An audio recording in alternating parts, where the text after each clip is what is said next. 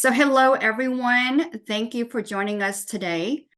I am thrilled to introduce our guest, Jakir Malek, who is currently a realtor with Avignon Realty, and he recently received an award for Rookie of the Year in 2023, and that's for, outstanding performance and making a significant difference in the early stages of his real estate careers.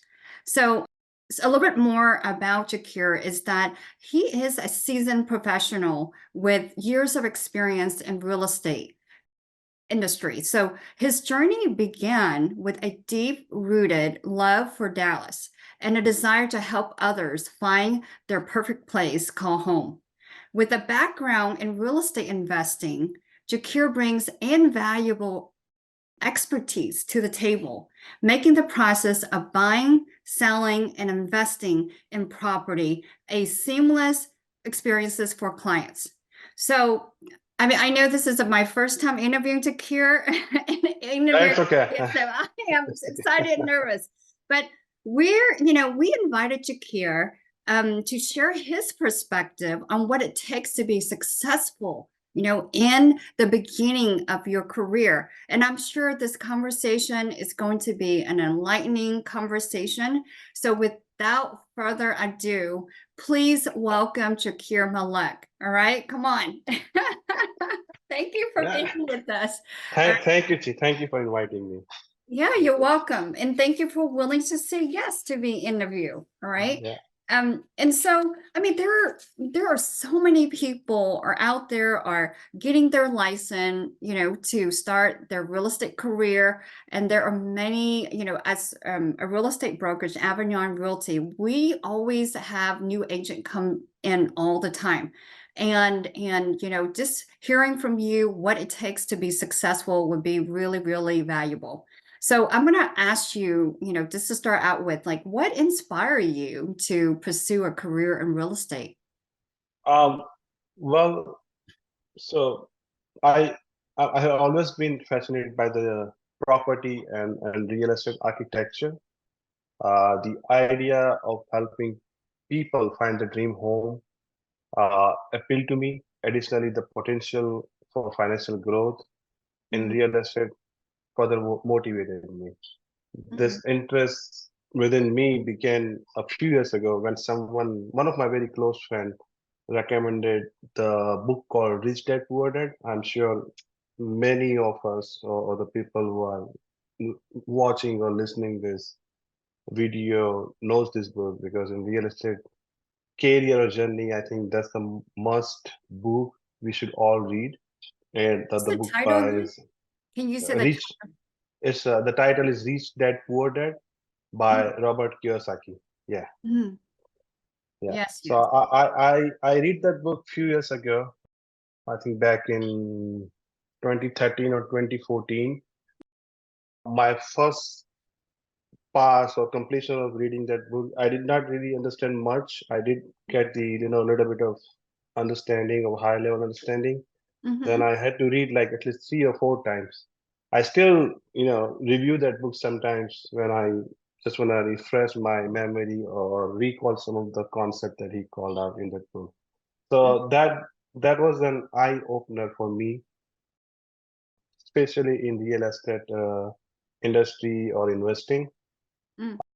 The true inspiration to pursue career in real estate for me stemmed from a combination of factors, but ultimately it was a passion for helping people find their perfect homes and genuine interest in the dynamics of the housing market.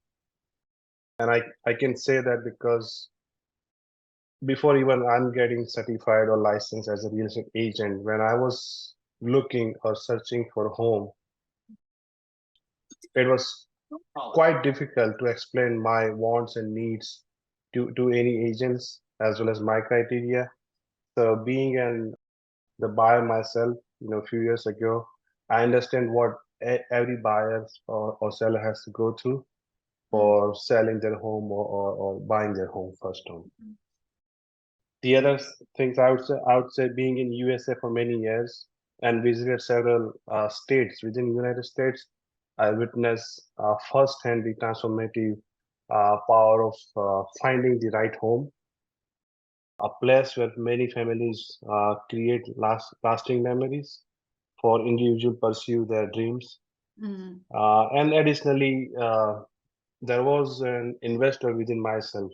So coming from the South Asian family, we and coming back to originally from India, we never, lived in a like rented place. So it was always, we owned something. And that's including my father, he still owns some of the properties back in India. So the investment, the investing mindset, the business mindset was there from the get-go within myself. Yeah, so that wow. was the whole motivation. Wow. Well, really, thank you for, for being, authentically interested, in Yeah. making sure that, people find a home that they want.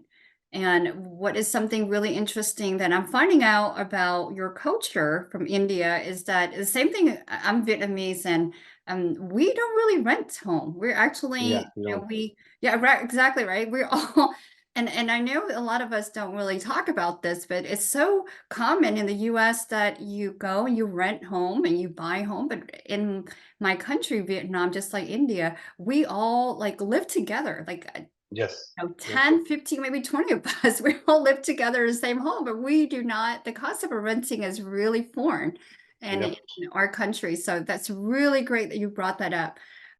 So something else that I would like for you to share with us is that any like specific experience or deal that from your first year that you worked on that you found like particularly challenging, and how do you actually came it? Because you know that starting out, especially in real estate, maybe a really challenging deal can really make you want to quit.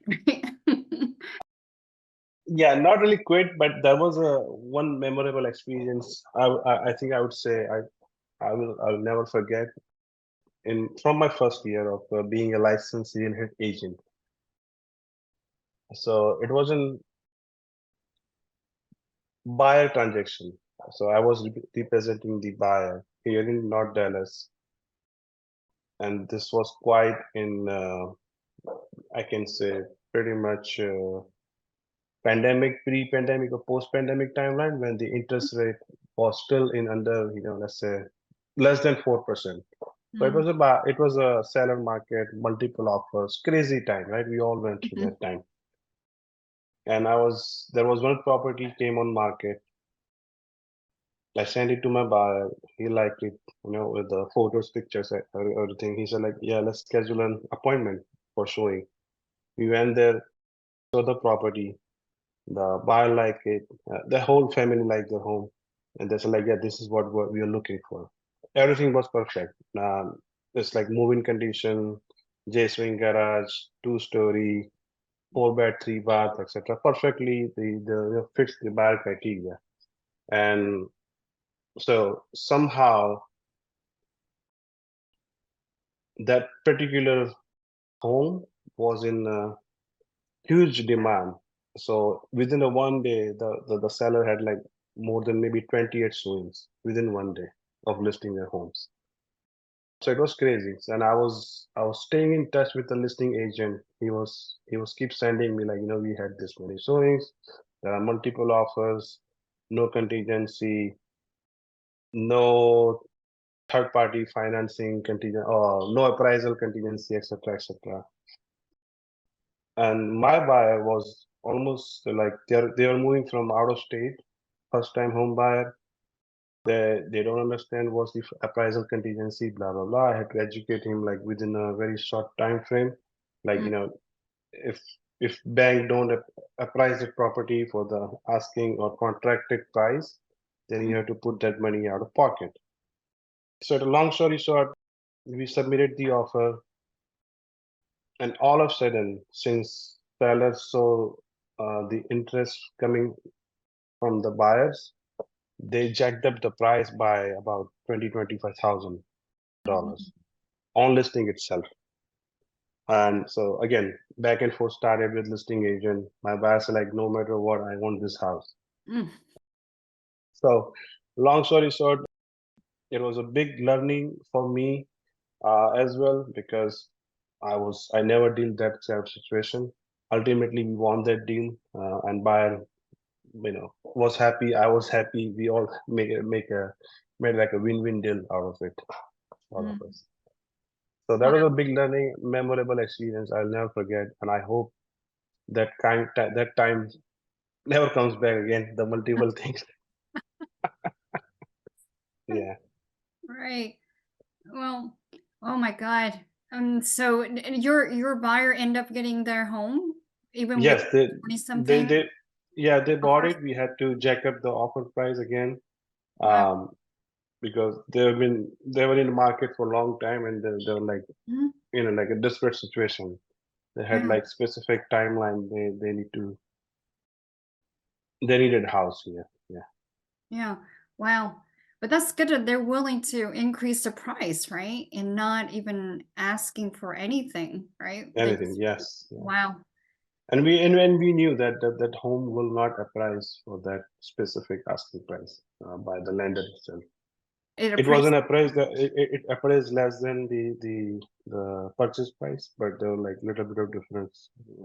He needed to come out of pocket. Yeah. Wow. Wow. Well, I acknowledge you for, not giving up. And No, not at all.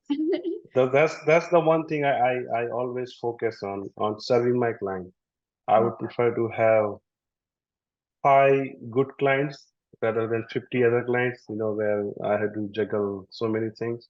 yeah. So I focus on services, because we being a real estate agent is a service industry. And if we can make our client happy, I think we create a long-term relationship with them for future business as well. Yeah.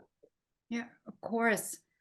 Or you just pointed to some of the key thing, right? It's just not giving up on, if the buyer obviously wanted that home and you did not give up. You just kept Not at you kept in it and they finally were able to and their willingness too, right? To Yes. pay a higher price.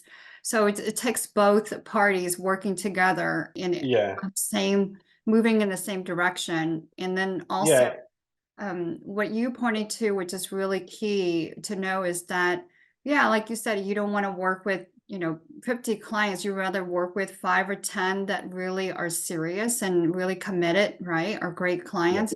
And then for you to, like, you're committed to providing quality services. So that, Exactly. like Yep. you're in it for the long term, not the short term, right? Yes. Yes. Yes. So, Yeah. At the same time, we need to educate our client, right? Any so seller client or buyer client, we need to set the right expectation, because we are still seeing in the market sellers are expecting more than the property worth. mhm, At current market, buyer is not willing to pay that, because buyer goes back to the loan estimate. mhm, What's the monthly mortgage they are going to pay?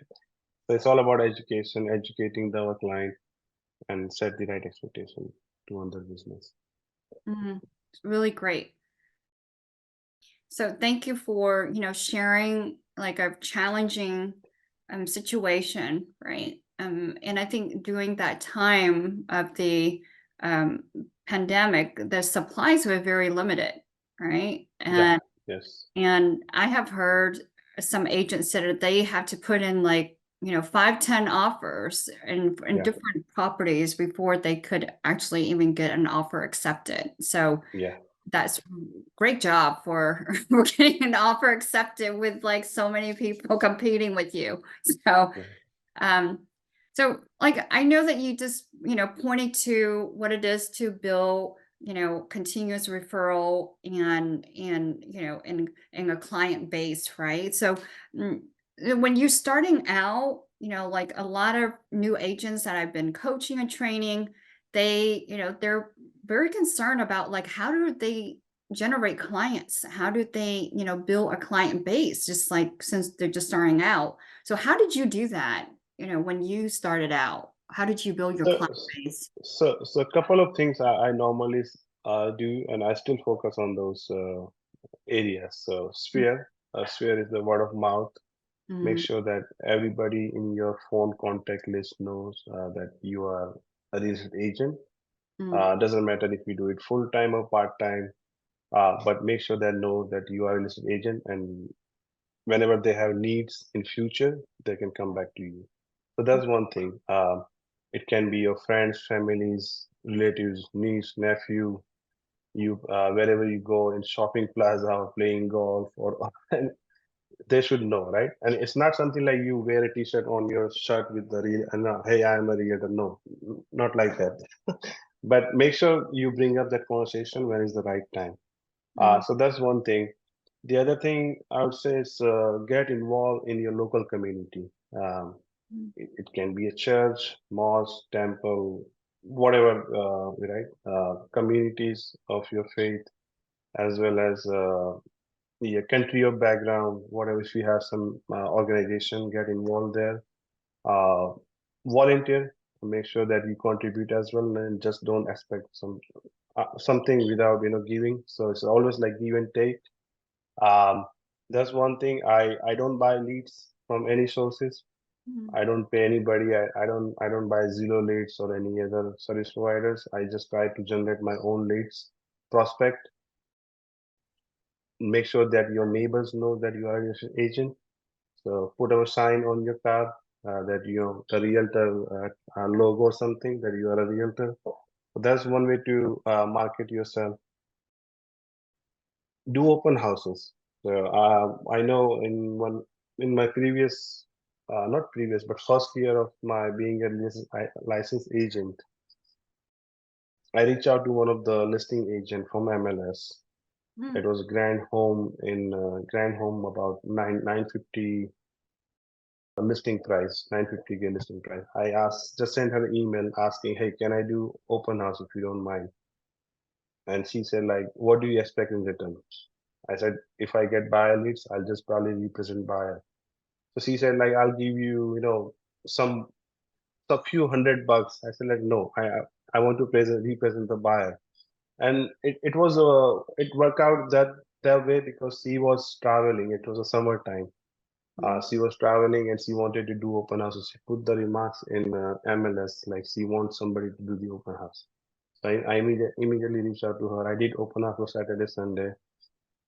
So that helped me. Well, I did not sell that house, but that helped me to generate few buyer leads. So mm, I print out my open house sign-in sheet, and whoever people walk in, I get them. Normally, we get phone numbers, email, and their names, right? And mm, we ask them like, what's your time and when do you plan to blah blah blah blah blah. So that way I generated at least like 4 or 5 prospect. mm, So right after the open house, I follow up with them to understand. I know some people say like, this is not something we are looking for. We're looking for a little bit lower under 500 or a little bit bigger home or more bedrooms, more bathrooms. That's mm, fine. You have MLS, just go there, search in the specific area and see what you can get out of it, right? mm. So that's how I generated one buyer. Then I did the transaction out of it, buyer even. Oh, So that always helps prospecting, open houses, local community marketing, etc. right. And social media. Social media is always nowadays is all about social media. Instagram. I have accounts on social media, Facebook. I do post some content. I'm not very consistent with social media, but time to time I do post something. There's something, something meaningful, and not just some random content. Mm, really great. Well, thank you. And something you mentioned at the beginning that was really good was just like is share you said that like wait for the appropriate time to actually share that you're in real estate, right? That's Yes. So bad. I'll tell you one example, right? There was my wife's friend. They invited us to potluck dinner, right? It's like a dinner party, potluck. Just everybody brings their one dish, and we eat and sit and eat together, right? So I was there. I think a couple of people came over there. Nobody knew I'm doing real estate, and Mm, people were just discussing about, the prices going up in Dallas. I bought it in 2013 or 14, and this was the price, and now it's worth this and that. And so I was just quiet and listening. mm, Then somebody just like, what do you think about the prices are going up? I said like, I'm a real estate agent, so I know the area. But they were shocked. They're like, oh, why you just not saying anything? I said like, no, that's not how I do my business. If you need something, you tell me. Then out of that get together, family get together, I I generated two investor leads. So they reach out to me asking, if you can help them um, buying some lands. mhm, So that's how. No, normally, unless otherwise, the discussion or the dialogues are happening in that specific domain or topic. Until then, I just stay quiet because mm, I don't want to come out as a pushy salesman. Like, the salesman wants to sell something. No, that's not right. So build the rapport, build the trust, then see what you can get out of it. mm. Right. I love it. I really love it. And something else that you also mentioned is this reminding that the real estate agents who are starting out is this start out with your own community, right? Yes. Your friends, your family, your church, your mosque, and not only that, but even a little bit of social media, right? Yeah. And you said that you do a little bit, but not that much. So thank you for sharing all these ideas, especially the open house, right? Like when you're starting out, I think it's such a great idea because you generated clients Yes. by reaching out to a listing agent and asking for permission. And this person was willing to pay you, but like, no, I'm willing to do the open houses, and you generated leads, right? Buyer's lead from it. So Yeah. really great reminder, so go out and do those open houses, right? Absolutely. Trust me, the open house still works even in this market. Hmm. I have two listings right now active for sale, and I have been doing open houses, not just for the purpose of selling those houses, but so we need to understand, right? Each buyer has different needs. Yes, they are coming to your open houses. They may or may not like that property, or that property may or may not fit that criteria. So there is always some dialogue happens, you know, with that discussion, and just take the contact information, just follow up with them. Yeah, if not this, then something else. Yeah, exactly. So really great. Thank you for that reminder about going out and do those open houses for the new agents. And so now, what like what are some tools and practices that you use to stay informed with the market trends and changes? So staying informed, I think, is very important for anybody who's doing the real estate uh, business in real estate industry, right? It can be a mortgage officer, real estate agent, or investor. So there are several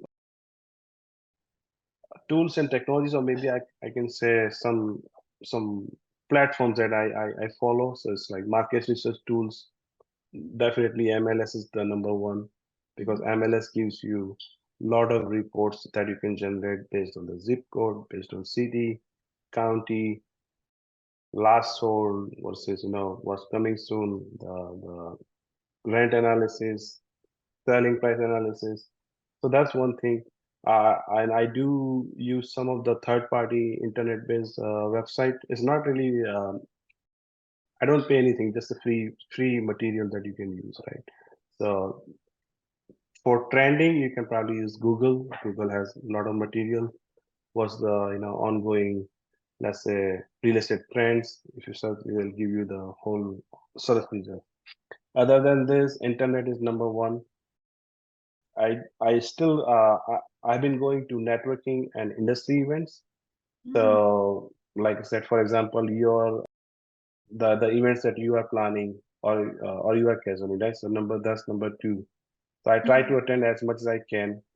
sponsored by Avignon or let's say casual by any builders, title companies. They do events as well. Sometimes they give you some free CE credits also. Sometimes it's chargeable, sometimes it's free. The other events I go to is the real estate investor clubs here in Dallas. So just to get into touch with four more investors to Mhm. understand what they are seeing in the market. And definitely the last but not the least, the mortgage officers, more lenders, because they have more insights on what's going on with the interest rate, financial industry than real estate agents. So I have few contacts that I normally work with. I try to stay in connect with them. Probably every weeks or 2 weeks, I just call them just to say hi, and we just talk about few random things about real estate. Mm. Yeah.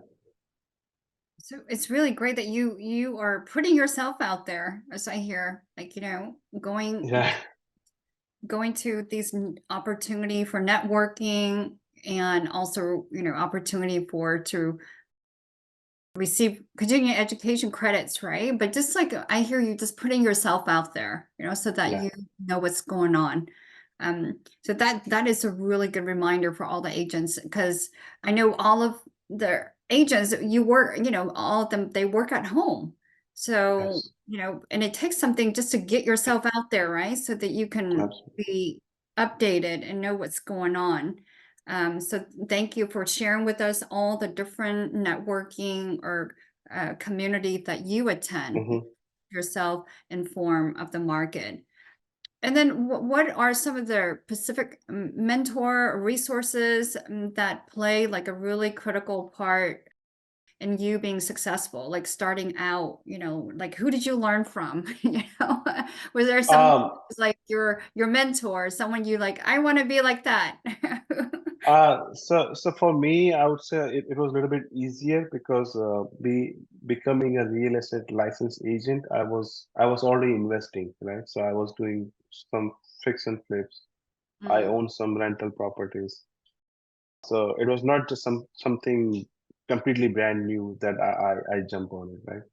So right. I had some knowledge, some understanding, and that's where that was one of the motivation. I thought, like, let's just credentialize my knowledge and experience. So let's say if you know how to fix plumbing issue, then let's just get the license because so you become a licensed plumber.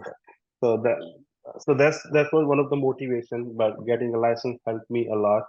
Mhm. Uh, so the mentorship or the resources, again, some experienced colleagues, experienced investors, definitely after becoming a licensed agent, I reach out to Van, our broker, many times. I still ask him sometimes, time to time, if I have any questions, because what you do becoming a licensed agent, you have to follow certain laws and regulations and contracts, because that's something you're not going to learn, anywhere else.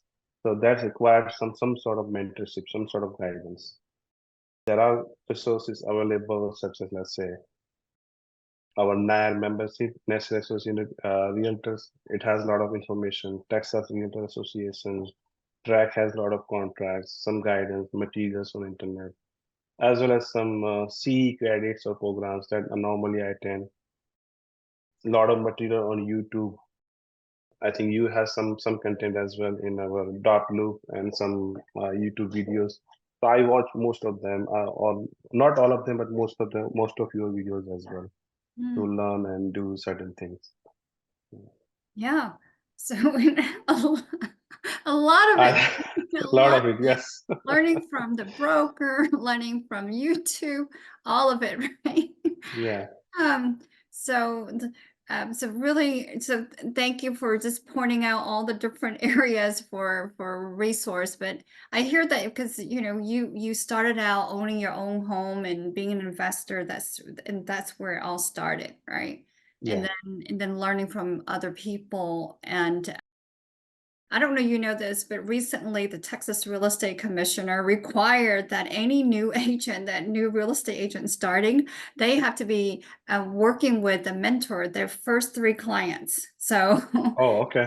yeah, yes. So they're putting a little more strict requirement, because to me it's like they're, the Texas Real Estate Commissioner they just committed to making sure that, everybody who's starting out gets supported. Don't do don't do stupid things. Yeah, exactly, exactly.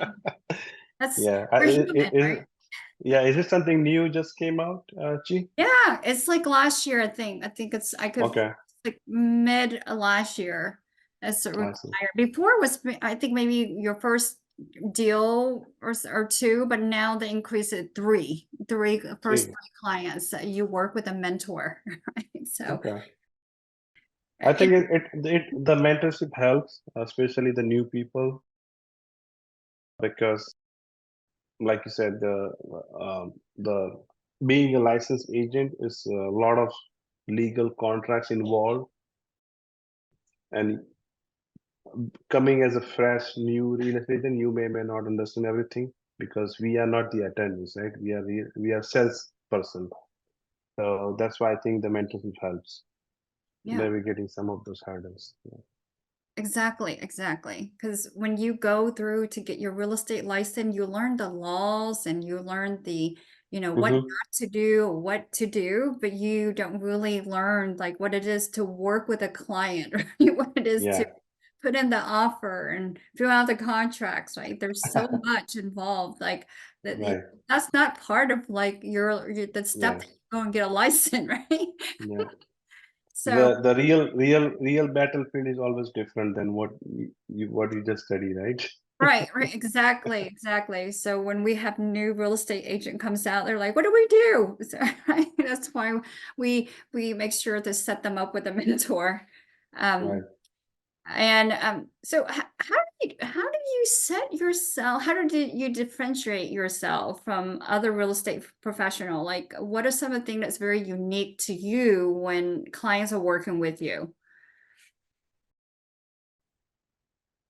So we all know that real estate industry is highly competitive, right? Especially here in Dallas, Texas. There are thousands of real estate agents people can find.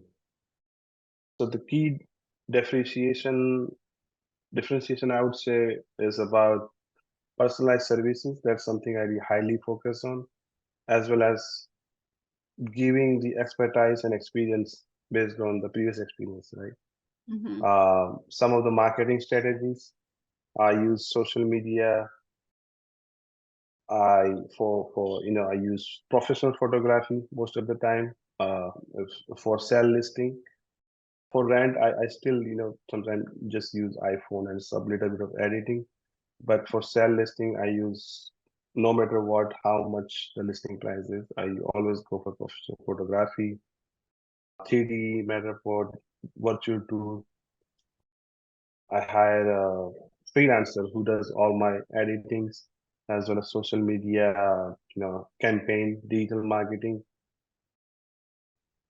And I mainly focus on 101 customer service or client service and just being fully honest and transparent at the same time with the client. No puffing or no bluffing in anything. Just this is what it is, and let's see how we can figure this out, this issue. Yeah. So that's I think that's the few of the key differentiator I normally focus. Just personalized services mainly. Yeah, and I love that you brought up using professional photography, right? Yeah, I don't do For iPhone photographs, yeah, especially for the girls. Yeah, I it looks I terrible. mhm, Yeah, exactly. I love that you brought that up because in my training, I always remind agents that whatever you do, you know, make sure your listing, look, as good as it can. And like, if not, like if you make sure that it's done by a professional photographer. I love that you have virtual tour because I think nowadays having most people are buying homes could be, coming from out of state and yeah, these professional photos and virtual tours are so key, to having your listing be, so quickly, right? yes, So, yes. so thank you for Uh, pointing that out. And Yeah, and we are in the the age or era of AI, right? AI and ChatGPT. Um, Now we can do virtual staging as well, right? So in one of my current listing for sale, I paid out of pocket, right? Mhm. Professional photography, 3D virtual tour, plus virtual staging. So it does helps when let's say the prospect client or buyer or customer sees on Zillow or on any website, right? It does help them to understand and they visualize the home layout, how it Mm. look. Let's say if somebody is out of state, like you said, sitting in California or Washington or New York, they are not gonna fly here, but pay like $500 ticket for airplane, come here and look at your house. They'll just click on the internet and see how much the information they can collect. So in listing, even in my listing information or the description, I try to put as much as information I can Mm. just to educate the buyer that this is what it is. And if they have any question, they call me and then I explain them. Really great. And I acknowledge you for willing to pay upfront fees, like for Yeah, that's out of pocket. Yeah, yeah. yeah, So really great. And thank you for a reminder because I always say to the new agents, don't cut corner for your listing. Have it done, professionally, right. photography, virtual tour, because like you said, many of these buyers are not going to pay like a $500-600 plane ticket to come here. They Yeah, are counting on us, to yeah, present the listing in a way that they can see everything so they can mm, actually put in an offer. Because right. many of the people from out of town, they generally put in an offer and have the offer be accepted before they even fly here and actually, look at the property, right? Yeah, yeah. So, again, it's really great that you're reminding us of that. And then let me see, we're almost done here. We have like another, couple questions here. So what lesson did you learn from, any setbacks or mistakes you encounter? Like, can you just give us some example? Um, yes, so I think the first and foremost, I would say communication. Communication is key, either be it with your client or customer, right? So we understand the difference. If we have a listing agreement or representation agreement with the client, is client. The prospect customer is just not your client. But still, I try to keep communication as active as much as possible and honest and transparent. That's one of the lesson I learned because sometimes what I initially I experienced that not keeping the communication very active or maybe prompt, you lose the interest or you lose the client. Let's say if someone is reaching out to you from realtor.com or Zillow or whatever the websites, they are expecting your response. Let's say there is no certain time frame that you need to respond, but as soon as you respond, it keeps their thought in their mind active. Otherwise, they'll forget. So that's the number one thing. The other thing I highly still focus on attention to details. Let's say if you're talking to seller or buyer, make sure that you pay attention and focus on details what they are saying. So I try to take some notes, but sometimes most of the time just it's sometimes very hard to just note it down while you're talking. So in my phone I just put some bullets like these are the things we need to probably focus. So those are the things I learned from my experience and always maintain a positive attitude. Let's say if you're not getting business from that seller or buyer, that's okay too. There is always somebody else. If you're dealing with other realtor, let's say other buyer broker or seller broker, just have a positive attitude. Sometimes deal falls through. Sometimes let's say the negotiation falls through for whatever reason. But just don't get upset, don't get angry because it's a business, right? You never know. They might come back to you again in future. Yeah. So those are some of the lessons I highly keep in my mind. Yeah, I really love it because you pointing out the first thing is communication, right? That is so I think that is really missing in our industry in real estate, Yes, either yes, not being transparent, yes, because maybe if we disclose something, there will be consequences, right?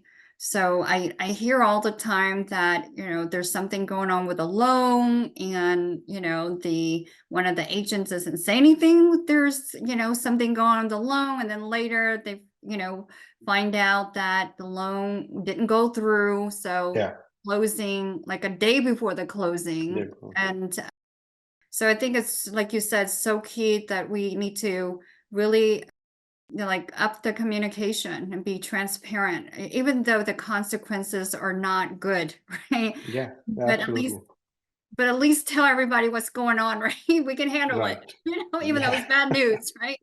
yeah. And also, yeah, really great about, I think, what did you mention the last thing was to, Positive attitude yeah, oh my God, right? Because there's like in the ups and industry downs. that's lacking as well. And say that Yeah, again? in our industry, real estate industry, that's a Yes, big challenge, right? yes, Because let's say if you have mortgage officer or title company you don't want to mm, work with, they don't feel good about it and they just change their behavior. yeah, Yeah, exactly, exactly. So, as I talk to more people, more agents that in the industry longer, you really have to willing to be able to be okay with the ups and downs of real estate, right? yes, yep, It seems like there's always something going on. Either the interest rate is too high, or there's not enough inventory, or like it's a buyer's market or seller's market. So you're never going to have a perfect market. So just, like yes, you said, learning to be positive and learning to be able to ride all those ups and downs, right? yes, yes, Part of being absolutely, a successful real estate agent, right? yeah. So, and one last question for you, and then I'm going to ask you, like, how people can contact you, if they want to have questions or they want to work with you. All right. So, what are So yeah, yes, right. one last question for you is, like, what advice would you give to others who are just starting out their journey in the real estate industry? So the first and foremost, again, invest in education and training. Just completing those required hours of training to get your license, trust me, is not enough to go in the field and get some business, right? Mm, So invest in education, have a mentorship. There are a lot of materials available on internet, paid website, free websites. Just make sure what's the specialization that you want to build. Either you want to go in, let's say, residential and focus on buyer agent side, then there is a lot of material out there. If you just want to focus on seller, you can do that. Or if you just want to do like a lease transaction, again, it's a different field. Um, the other thing I would say, build your network, talk to real estate agents, mortgage companies, mortgage loan officers, tax professional, financial advisors, title companies, go attend the seminars, virtual event, social gathering, happy hours. mm. Then just go out there and meet people. Make sure that people around you, surrounding you, know that you are in the real estate industry. Uh, the other thing I would say, stay persistent, uh, and just because 2023 and 2024 we know it's a little bit tough time for real estate agents and I think the whole industry. So and many people get upset, disappointed with the way things are going, but just keep your ball rolling and there is a business, there is a light at the end of the tunnel, so something will work out soon. There is a light at the end of the tunnel. Yeah, There is, right? So, there is. so thank you for sharing what some of the advice recommendation for new real estate agents starting out, and how do if people out there, if they want to work with you, buyers or seller, how do they reach you? So you can always reach out to me on Instagram. My handle, I think the ID is jakirmalek.realtor. That's Instagram. Or I have my own website. I have my own group created, exlgrouptx.com. That's my website. And they can reach me on cell phone as well, 214-799-1775.